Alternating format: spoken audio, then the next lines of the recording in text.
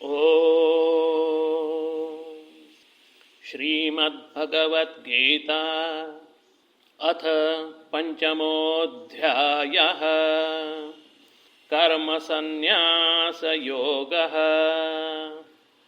ಅರ್ಜುನ ಉವಾಚ ಸನ್ಯಾಸಂ ಕರ್ಮಣಾಂ ಕೃಷ್ಣ. ಅರ್ಜುನ ಉವಾಚ ಸನ್ಯಾಸಂ ಕರ್ಮಣಾಂ ಕೃಷ್ಣ ಪುನರ್ಯೋಗಂ ಚ ಶಂಸಸೆ ಪುನರ್ಯೋಗಂ ಚ ಶಂಸಸೆ ಯಚ್ಛ್ರೇಯ ಏತಯೋರೇಕಂ ಯಚ್ಛ್ರೇಯ ಏತಯೋರೇಕಂ ತನ್ಮೇ ಬ್ರೂಹಿ ಸುನಿಶ್ಚಿತಂ ತನ್ಮೇ ಬ್ರೂಹಿ ಸುನಿಶ್ಚಿತಂ.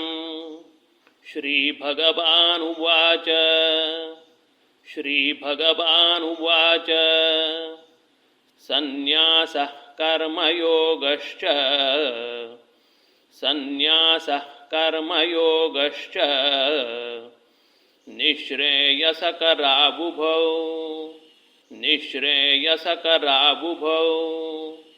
ತಯೋಸ್ತು ಕರ್ಮಸನ್ಯಾಸಾತ್ ತಯೋಸ್ತು ಕರ್ಮಸನ್ಯಾಸಾತ್ ಕರ್ಮಯೋಗೋ ವಿಶಿಷ್ಯತೆ ಕರ್ಮಯೋಗೋ ವಿಶಿಷ್ಯತೆ. ಜ್ಞೇಯಃ ಸ ನಿತ್ಯಸನ್ಯಾಸಿ ಜ್ಞೇಯಃ ಸ ನಿತ್ಯಸನ್ಯಾಸಿ ಯೋ ನ ದ್ವೇಷ್ಟಿ ನ ಕಾಂಕ್ಷತಿ ಯೋ ನ ದ್ವೇಷ್ಟಿ ನ ಕಾಂಕ್ಷತಿ. ನಿರ್ದ್ವಂದ್ವೋ ಹಿ ಮಹಾಬಾಹೋ ನಿರ್ದ್ವಂದ್ವೋ ಹಿ ಮಹಾಬಾಹೋ ಸುಖಂ ಬಂಧಾತ್ ಪ್ರಮುಚ್ಯತೆ ಸುಖಂ ಬಂಧಾತ್ ಪ್ರಮುಚ್ಯತೆ. ಸಾಂಖ್ಯಯೋಗೌ ಪೃಥಗ್ ಬಾಲಾಃ ಸಾಂಖ್ಯಯೋಗೌ ಪೃಥಗ್ ಬಾಲಾಃ ಪ್ರವದಂತಿ ನ ಪಂಡಿತಾಃ ಪ್ರವದಂತಿ ನ ಪಂಡಿತಾಃ. ಏಕಮಪ್ಯಾಸ್ಥಿತಃ ಸಮ್ಯಕ್ ಏಕಮಪ್ಯಾಸ್ಥಿತಃ ಸಮ್ಯಕ್ ಉಭಯೋರ್ವಿಂದತೆ ಫಲಂ ಉಭಯೋರ್ವಿಂದತೆ ಫಲಂ. ಯತ್ಸಾಂಖ್ಯೈಃ ಪ್ರಾಪ್ಯತೆ ಸ್ಥಾನಂ ಯತ್ಸಾಂಖ್ಯೈಃ ಪ್ರಾಪ್ಯತೆ ಸ್ಥಾನಂ ತದ್ಯೋಗೈರಪಿ ಗಮ್ಯತೆ ತದ್ಯೋಗೈರಪಿ ಗಮ್ಯತೆ. ಏಕಂ ಸಾಂಖ್ಯಂ ಚ ಯೋಗಂ ಚ ಏಕಂ ಸಾಂಖ್ಯಂ ಚ ಯೋಗಂ ಚ ಯಃ ಪಶ್ಯತಿ ದ ಪಶ್ಯತಿ ಯಃ ಪಶ್ಯತಿ ದ ಪಶ್ಯತಿ. ಸನ್ಯಾಸಸ್ತು ಮಹಾಬಾಹೋ ಸನ್ಯಾಸಸ್ತು ಮಹಾಬಾಹೋ ದುಃಖಮಾಪ್ತುಮಯೋಗತಃ ದುಃಖಮಾಪ್ತುಮಯೋಗತಃ. ಯೋಗಯುಕ್ತೋ ಮುನಿರ್ಬ್ರಹ್ಮ ಯೋಗಯುಕ್ತೋ ಮುನಿರ್ಬ್ರಹ್ಮ ನ ಚಿರೇಣಾಧಿಗಚ್ಚತಿ ನ ಚಿರೇಣಾಧಿಗಚ್ಚತಿ. ಯೋಗಯುಕ್ತೋ ವಿಶುದ್ಧಾತ್ಮಾ ಯೋಗಯುಕ್ತೋ ವಿಶುದ್ಧಾತ್ಮಾ ವಿಜಿತಾತ್ಮಾ ಜಿತೇಂದ್ರಿಯಃ ವಿಜಿತಾತ್ಮಾ ಜಿತೇಂದ್ರಿಯಃ. ಸರ್ವಭೂತಾತ್ಮಭೂತಾತ್ಮಾ ಸರ್ವಭೂತಾತ್ಮಭೂತಾತ್ಮಾ ಕುರ್ವನ್ನಪಿ ನ ಲಿಪ್ಯತೆ ಕುರ್ವನ್ನಪಿ ನ ಲಿಪ್ಯತೆ. ನೈವ ಕಿಂಚಿತ್ ಕರೋಮೀತಿ ನೈವ ಕಿಂಚಿತ್ ಕರೋಮೀತಿ ಯುಕ್ತೋ ಮನ್ಯೇತ ತತ್ವವೇತ್ ಯುಕ್ತೋ ಮನ್ಯೇತ ತತ್ವವೇತ್. ಪಶ್ಯನ್ ಶೃಣ್ವನ್ ಸ್ಪೃಶನ್ ಜಿಘ್ರನ್ ಪಶ್ಯನ್ ಶೃಣ್ವನ್ ಸ್ಪೃಶನ್ ಜಿಘ್ರನ್ ಅಶ್ನನ್ ಗಚ್ಚನ್ ಸ್ವಪನ್ ಶ್ವಸನ್ ಅಶ್ನನ್ ಗಚ್ಚನ್ ಸ್ವಪನ್ ಶ್ವಸನ್. ಪ್ರಲಪನ್ ವಿಸೃಜನ್ ಗೃಹ್ಣನ್ प्रलपन् विसृजन् गृह्णन् उन्मिषन्निमिषन्नपि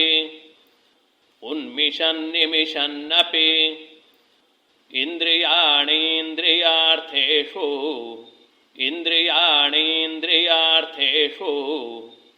वर्तन्त इति धारयन्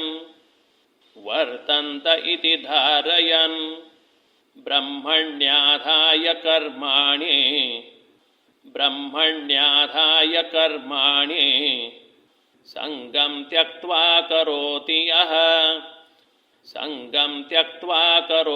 यः लिप्यते न स पापेन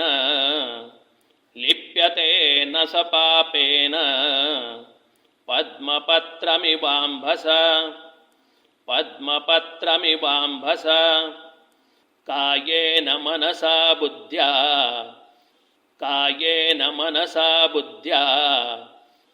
केवलैरिन्द्रियैरपि योगिनः कर्म कुर्वन्ति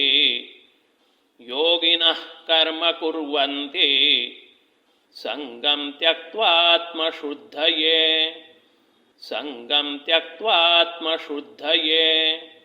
युक्तः कर्मफलं त्यक्त्वा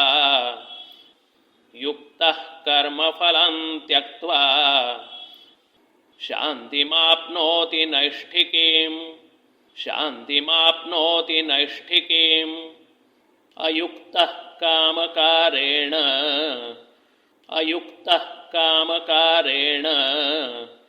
फले सक्तो निबध्यते सर्वकर्माणि मनसा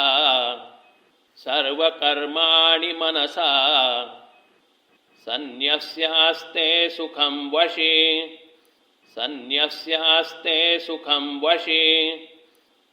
नवद्वारे पुरे देहि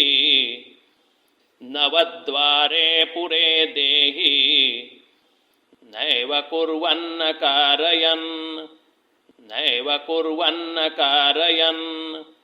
न कर्तृत्वं न कर्माणि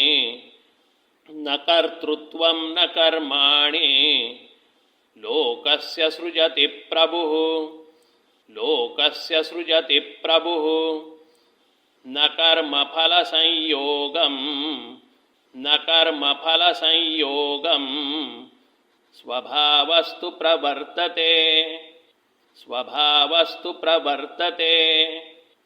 नादत्ते कस्यचित् पापं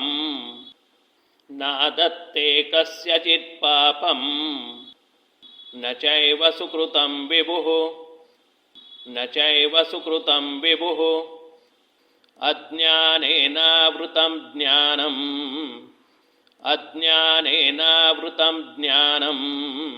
तेन मुह्यन्ति जन्तवः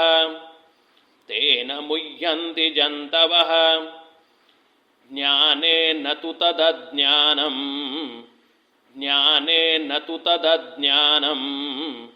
येषां नाशितमात्मनः तेषामादित्यवज्ञानं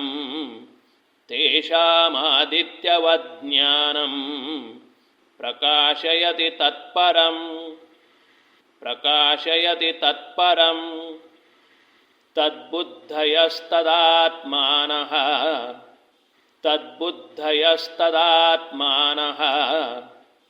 तन्निष्ठास्तत्परायणाः गच्छन्त्यपुनरावृत्तिं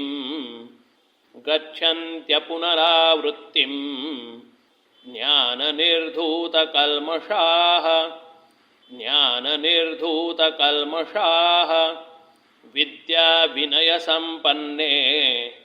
विद्याविनयसम्पन्ने ब्राह्मणे